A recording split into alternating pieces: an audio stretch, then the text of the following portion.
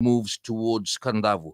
It's still a Category 3 system with intense winds. However, they're showing signs of weakening as it moves towards Kandavu. The center of TC Mel was located 155 kilometers southwest of Nandi, or 205 kilometers west-northwest of Kandavu at 5 o'clock this morning. This indicates that the system has passed Nandi and it's now moving close to Kandavu. It is currently moving southeast at a speed of 17 knots or 31 kilometers per hour. While the winds should gradually ease over the Yasawa and Mamanuda groups in western Vitilevu, gale force winds may continue to be experienced for a few more hours. So those who are living around these areas, Yasawa, Mamanuda and western Vitilevu, you would not be experiencing hurricane force winds, but definitely gale force winds will be experienced, and you need to be mindful of that. The risk of storm to gale force winds are still maintained for Vatulele rather, Kandavu, and nearby smaller islands. Current analysis indicates that the destructive hurricane force winds associated with TC Bell is confined close to the center. So the chance of hurricane force winds affecting land areas is low. Several parts of the country have received significant rainfall in the past 12 hours.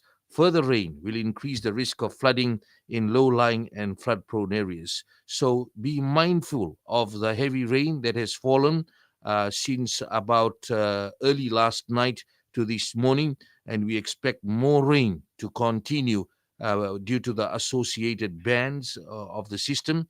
Presently, TC Mel has sustained winds of 120 kilometers per hour and gusting to 165 kilometers per hour, and that's close to its center. So as it stands, the center of TC Mel has moved past Nandi on its way to Kandavu. The system, we are very fortunate. The large system has missed us and hasn't caused as much damage as expected if it would have moved into the land areas. And as predicted by the weather forecasters, that we were expecting TC Mel to remain in open waters. And fortunately for majority of the population, it continued to maintain its track and remained in open waters, although we still have effects of the gale force winds in areas like Yasawa, Mamanuda, and western Vitilevu, and the other areas are still on standby in case we have issues like flooding, and also as the winds pick up in Kandavu as well. We will be talking to them later this morning. Fiji Bus Operators Association has confirmed this morning that bus services will remain suspended throughout the country. Association General Secretary Rohit Lachan has confirmed to Fiji Village News, saying that services will remain suspended until clearance has been granted by the National Disaster Management Office and the Fiji Roads Authority. Lachan says the decision to cease services is because the safety of the public is a top priority during this adverse weather. He says the association will assess the situation and will await further approval from the NDMO and FRA before they resume services. Meanwhile, the Fiji Taxi Association has confirmed that taxi services will continue as normal despite this adverse weather.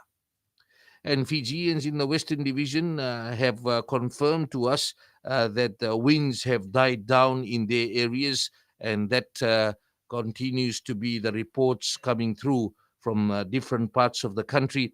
The worst of it, they know that it was over last night into this morning.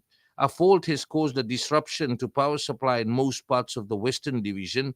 Energy Fiji Limited says the areas affected include Momi and areas nearby, most parts of Nandi, including parts of Nawaka and areas near it. They have also confirmed that sparking power lines due to strong winds has also caused a disruption to power supply, which is affecting customers in whole of Lomolomo and nearby areas in Lautoka.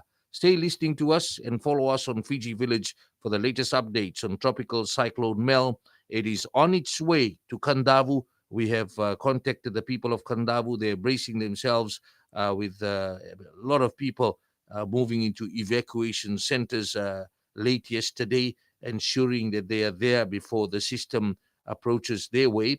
And you will continue to get information from us on the forecast track in relation to the situation on the ground, as we've said, with a lot of heavy rain falling last night into this morning.